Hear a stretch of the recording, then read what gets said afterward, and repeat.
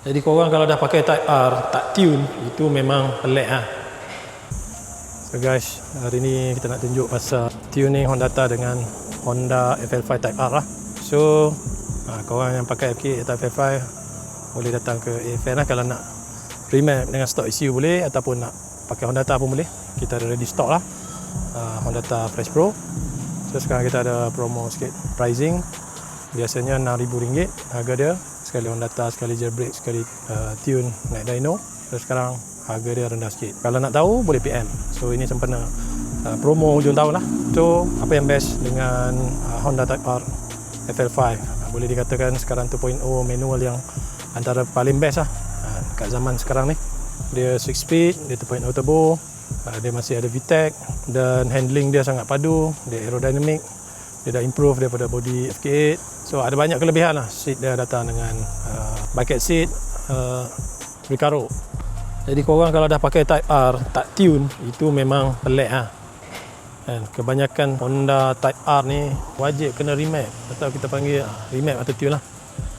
Kalau tak tune macam mana nak keluar potensial sebenar dia. So yang mana ada bajet boleh lah ambil Hondata. Sebab Hondata ada features extra sikit berbanding dengan kita remap ECU. Ada iklan sekejap, nampak naik bicycle lalu. Evenementen zijn die terug zullen kunnen doen. Macam ni, modification ni memang sangat sikit lah kita buat. Kita cuma tukar exhaust, downpipe, front pipe, yang lain semua standard. Maksudnya kita cuma tukar exhaust system saja. Tapi gain power dah tinggi dah.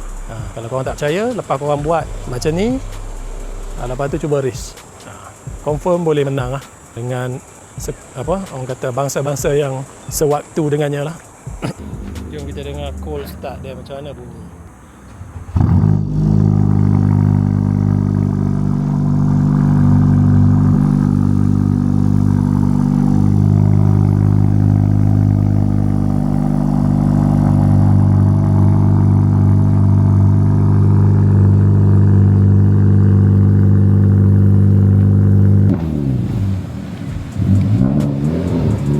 Parkingnya dah rem macam tu. Inilah perangai-perangai orang yang suka rem sesuka hati. Nak balik motor lah kadang. Ni contoh anti-lag lah, yang kelebihan dekat Hondata lah.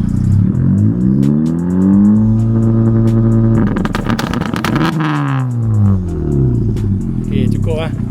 Sebab bising. Nak buat